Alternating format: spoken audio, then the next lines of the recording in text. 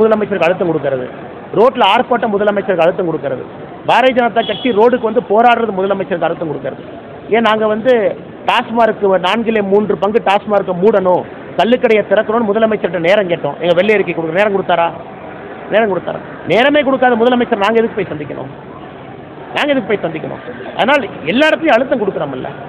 ஆனால் இது வந்து கட்சிகளாக கொண்டு வரக்கூடாது. ஒரு புரிஞ்சுக்கணும், டெமோக்ரஸியில் முதலமைச்சரை போய் சந்தித்து தான் வேலை நடக்க வேண்டும்னா அந்த விளையாட்டுக்கு நாங்கள் வர்ற தயாராக இல்லை. இது எல்லாமே ஜனநாயகத்தில் இது எல்லாமே முதலமைச்சருக்கு அழுத்தம் கொடுக்கறது தான், இது எல்லாமே மாநில அரசுக்கு அழுத்தம் கொடுக்கறது தான், பாரதிய ஜனதா கட்சி நடத்தக்கூடிய ஒரு போராட்டுக்கு அழுத்தம் கொடுக்கறது தான். அதனால் முதலமைச்சரை போய் சந்திப்பதற்கெல்லாம் பாரதிய ஜனதா கட்சி வராது. அதில் தெளிவாக இருக்கின்றோம். எங்களை முதலமைச்சர் மதிக்கலைன்னா நாங்கள் முதலமைச்சரை மதிக்க போகிறதில்ல. தெளிவாக இருக்கும். ஏற்கனவே நேரம் கேட்டு 1 முறை இல்லை 2 முறை நேரம் கேட்டு கொடுக்காத முதலமைச்சருக்கு அலையா விருந்தாளியாக நாங்கள் எங்கே போய் நிற்கணும்? என் கட்சிக்கு அது போன்ற நிலை வரல. நாங்கள் கம்யூனிஸ்டோ விசிகவோ கிடையாது, நாங்கள் அவங்க கூட்டணி கட்சி கிடையாது. கம்பீரமாக நிற்கக்கூடிய தேசிய கட்சி.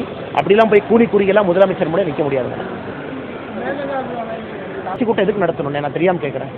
முதலமைச்சர் அவர்கள் கர்நாடகா முதல்வருக்கு ஃபோன் பண்ணி அணையை கட்டுறதை நிப்பாட்டுங்கடான்னு சொல்லணும், அவ்வளோதான்.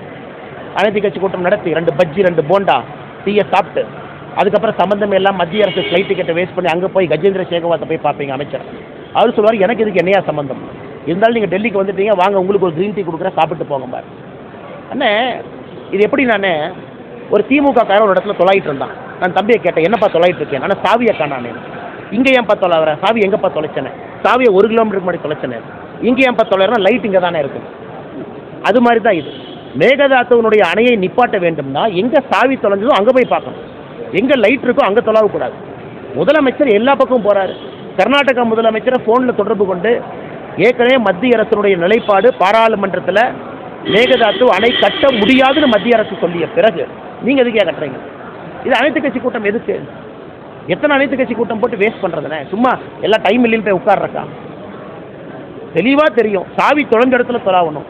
அதை விட்டு லைட் இருக்கிற இடத்துல திமுக காரன் தொலாயிட்டு இருக்கான். சரிங்க, 2 பஜ்ஜி 2 போண்டா டீயை சாப்பிட்டு அதுக்கப்புறம் சம்பந்தம் எல்லாம் மத்திய அரசு ஃப்ளைட் டிக்கெட்டை வேஸ்ட் பண்ணி அங்கே போய் கஜேந்திர சேகவாத்தை போய் பார்ப்பீங்க அமைச்சர். அவர் சொல்லுவார், எனக்கு இதுக்கு என்னையா சம்பந்தம்? இருந்தாலும் நீங்கள் டெல்லிக்கு வந்துட்டீங்க, வாங்க உங்களுக்கு ஒரு க்ரீன் டீ கொடுக்குறேன், சாப்பிட்டு போங்க பாரு.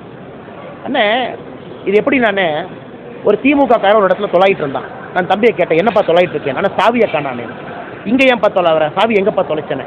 சாவியை 1 கிலோமீட்டருக்கு முன்னாடி தொலைச்சனே. இங்கே ஏன்ப்பா தொலைறா? லைட் இங்கே தானே இருக்குது. அது மாதிரி தான் இது. மேகதாத்துவனுடைய அணையை நிப்பாட்ட வேண்டும்னா எங்கே சாவி தொலைஞ்சதோ அங்கே போய் பார்க்கணும், எங்கே லைட் இருக்கோ அங்கே தொலைவக்கூடாது. முதலமைச்சர் எல்லா பக்கமும் போகிறாரு. கர்நாடகா முதலமைச்சரை ஃபோனில் தொடர்பு கொண்டு ஏற்கனவே மத்திய அரசினுடைய நிலைப்பாடு பாராளுமன்றத்தில் மேகதாத்து அணை கட்ட முடியாதுன்னு மத்திய அரசு சொல்லிய பிறகு நீங்கள் எதுக்கே கட்டுறீங்க? இது அனைத்து கட்சி கூட்டம் எதுக்கு? எத்தனை அனைத்து கட்சி கூட்டம் போட்டு வேஸ்ட் பண்ணுறதுனே? சும்மா எல்லா டைம் இல்லைன்னு போய் உட்கார்றக்கா? தெளிவாக தெரியும், சாவி தொலைஞ்ச இடத்துல தொலாவணும். அதை விட்டு லைட் இருக்கிற இடத்துல திமுக காரன் தொலாயிட்டு இருக்கான். சரிங்க.